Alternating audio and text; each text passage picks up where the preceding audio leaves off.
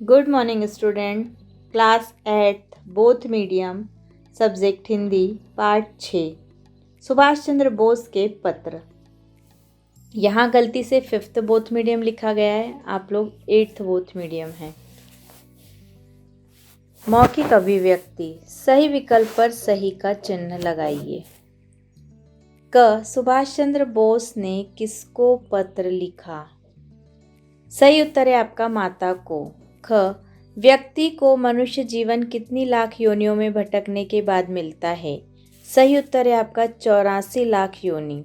ग सुभाष चंद्र बोस देश की कौन सी नौकरी के लिए चुने गए थे? सही उत्तर है आपका ICS। ग के बाद घ सुभाष चंद्र बोस को सर्विस के दौरान कितना भत्ता मिला था? सही उत्तर है आपका 100 पौंड। प्रश्न नंबर दूसरा दिया गया है, निम्नलिखित प्रश्नों के उत्तर दीजिए। पहला क अपनी माताजी को लिखे पत्र में सुभाष ने किन आर्यवीरों की चर्चा की है? उत्तर, मैं सोचता हूँ क्या इस समय भारत माता का एक भी सपूत नहीं है जो स्वार्थ रहित हो। क्या हमारी मातृभूमि इतनी अभागी है? कैसा था हमारा स्वर्णिम अतीत और कैसा है यह वर्तमान। वे आर्यवीर कहाँ हैं जो भारत माता की सेवा के लिए अपना बहुमूल्य जीवन प्रसन्नता से न्यौछावर करते थे। प्रश्न नंबर ख सुभाष भारत माता के कैसे पुत्रों की कामना करते हैं? उत्तर ख जो पूरी तरह से स्वार्थ को तिलांजलि देकर अपना संपूर्ण जीवन माँ की सेवा में समर्पित कर दे, ऐसे भारत माता के पुत्रों की कामना करते हैं। कौन? सुभाष चंद्र बोस।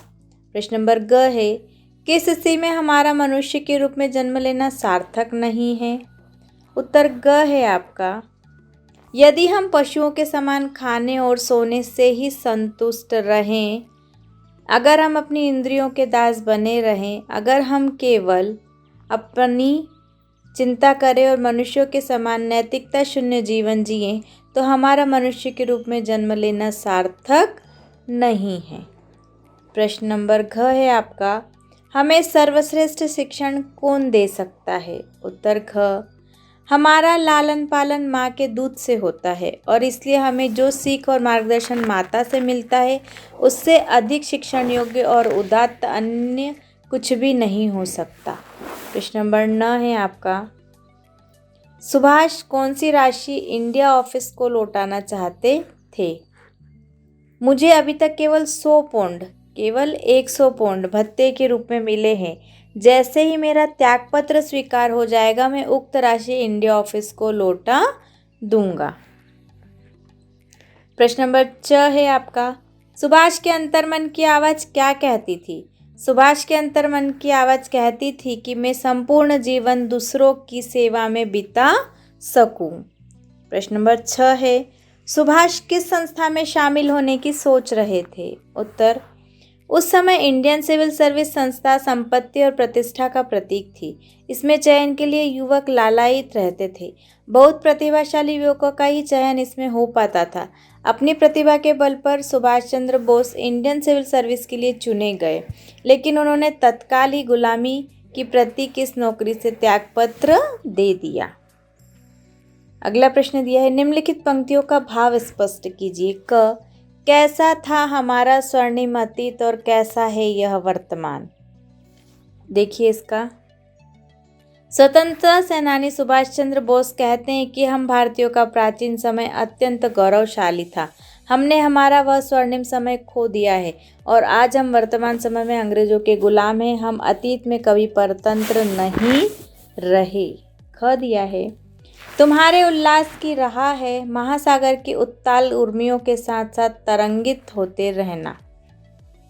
इसका भाव है, सुभाष चंद्र बोस कहते हैं तुम में मतलब भारतीयों में हमेशा एक उमंग, उत्साह और लगन रही है। इसलिए हम भारतीयों को चाहिए कि वे महासागर की ऊंची ऊंची उठती लहरों के समान जीवन में जीते रहें, अपनी हार न माने और भारत को अंग्रेजों की गुलामी से मुक्त करें। ग दिया गया है, मैं फिर अपने जीवन जलयान की पतवार प्रभु के हाथों सौंपकर यात्रा पर निकल पड़ा हूँ। केवल वही जानता है कि यह जहाज किस किनारे जाकर लगेगा। ग है आपका, सुभाष चंद्र बोस कहते हैं कि हे प्रभु, मैं तो अपनी जहाज लेकर यात्रा पर निकल पड़ा हूँ, उसकी पतवार आपके हाथों में सौंप दी है। अब ये जहाज किस किनारे पर लगेगा ये तो मैं नहीं जानता, प्रभु ही जानते हैं। यहाँ आपके तीनों भाव स्पष्ट जो था वो खत्म। आगे देखिए व्याकरण बोध में विस्मयादि बोधक वाक्य। जिन वाक्यों में आश्चर्य, दुख, हर्ष, विस्मय आदि भाव प्रकट होते हैं उन्हें विस्मयादि बोधक वाक्य कहते हैं। विस्मयादि बोधक मतलब हम जिसको कहते हैं ना, सडनली जो हमारे साथ घटना घटित होती है, आश्चर्य होता है हमें, अरे उसने टॉप किया, 12th में टॉप किया, कितने % बने, 95। तो एक सोच के आश्चर्य होता है ना कि उससे उम्मीद नहीं थी हमें कि इतने % बन जाएंगे या फर्स्ट डिवीज़न पास होगा, लेकिन हुआ। तो जो आश्चर्य की घटना होती, जो दुख, अरे ये क्या हो गया, है ना।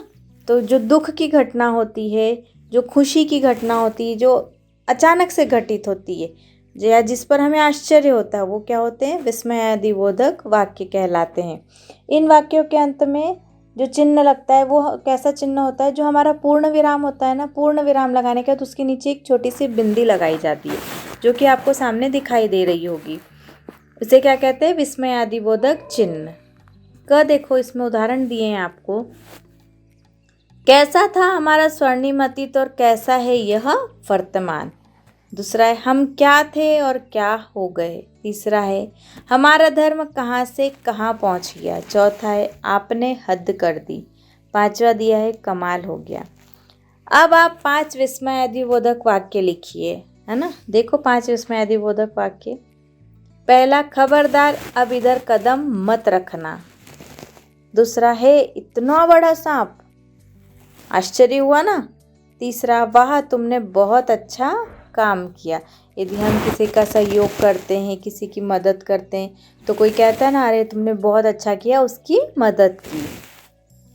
चौथा, हाय राम अब क्या होगा, गाड़ी तो छूट गई, है ना। जब ट्रेन में रिजर्वेशन होता है, हम लोग स्टेशन पहुंच जाते हैं, प्लेटफॉर्म पे खड़े होते हैं और पता चलता है कि हमारी ट्रेन तो छूट गई, तो कैसा लगता है, हाय राम ट्रेन छूट गई, है ना।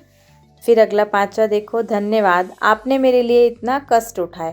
कोई हमारे लिए कुछ काम कर देता है तो हम उसे थैंक्स बोलते हैं ना। आगे दिया गया है नैतिकता शून्य में नैतिकता शब्द में शून्य प्रत्यय लगाए। शून्य का अर्थ है रहित या हीन। निम्नलिखित शब्द में शून्य प्रत्यय जोड़कर नए शब्द बनाइए और उनके अर्थ लिखिए। पहला दिया है आपको ज्ञान। ज्ञान में शून्य लगाया, ज्ञान शून्य जिसे ज्ञान न हो। बल में शून्य लगाया, बल शून्य जिसमें बल न हो। चेतना में शून्य शब्द लगाया, क्या हो गया, चेतना शून्य। ये सब क्या है, प्रत्यय जोड़ा गया है जिसमें चेतना न हो। संज्ञा शून्य मतलब संज्ञा से रहित। कर्म शून्य मतलब कर्म से रहित। प्रतिष्ठा शून्य मतलब प्रतिष्ठाहीन। कर्तव्य शून्य मतलब कर्तव्यहीन। यहाँ आपका हिंदी का पाठ 6 समाप्त होता है। आप लोग सभी से अपनी फेयर कॉपी में लिखेंगे और याद करेंगे। धन्यवाद।